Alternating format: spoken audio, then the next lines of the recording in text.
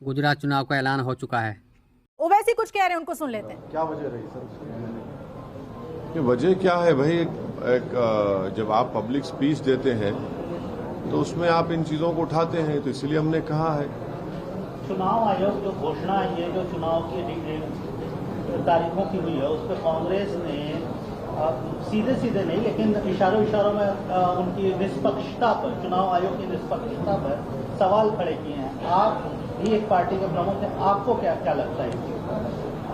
देखिए,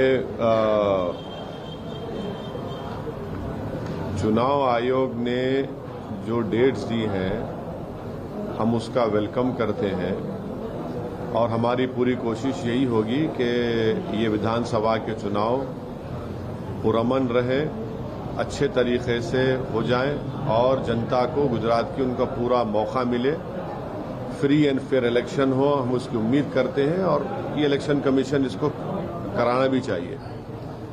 अब इससे बढ़कर मुझे कोई कहने की जरूरत नहीं है। सर, कल हमारे चैनल पे जेपी नड्डा जो कि भारतीय जनता पार्टी के अध्यक्ष हैं, उन्होंने आपका नाम लेके काफ़ी सारी बातें कही कि आप सिर्फ मुस्लिम माइनॉरिटीज़ की राजनीति करते हैं, सिर्फ 20% की राजनीति करते हैं और ये देखा गया है कि जो भी मोदी जी के स्कीम्स है उसका फ़ायदा, चाहे वो उज्ज्वला स्कीम हो या फिर इज्जत घर हो, सभी मुसलमानों को भी उसमें दिया गया है, सभी नीडी। तो मैं उनको ये कह रहा हूं कि आप जब इतना बड़ा दावा कर रहे हैं तो आप एक लिस्ट दे दीजिए आप ही के चैनल को, उज्ज्वला में, घर की स्कीम में, बल्कि उससे बढ़कर मैं कह रहा हूं जो प्रधानमंत्री के नाम से स्कीम है मिनिस्ट्री ऑफ माइनॉरिटी वेलफेयर में,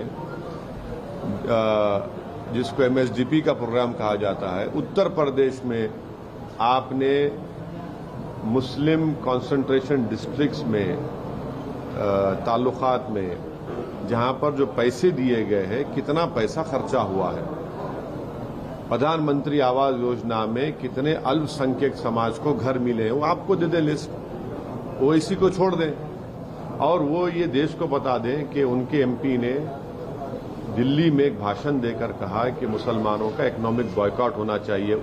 उसके ऊपर अभी तक केस नहीं बुक हुआ। क्यों नहीं बुक हुआ केस? लेकिन कल उन्होंने सुनिए, केस नहीं बुक हुआ उनके ऊपर, इसीलिए सुप्रीम कोर्ट को ये कहना पड़ा कि सो मोटो एक्शन लो। सवाल असदुद्दीन ओवैसी नहीं है, सवाल देश का है। आप 80-20 की आप बात किसने की? आपका मुख्यमंत्री ने की। तो क्या आप 20 होना कोई गुनाह है इस देश में? ये तो भाजपा को बताना चाहिए।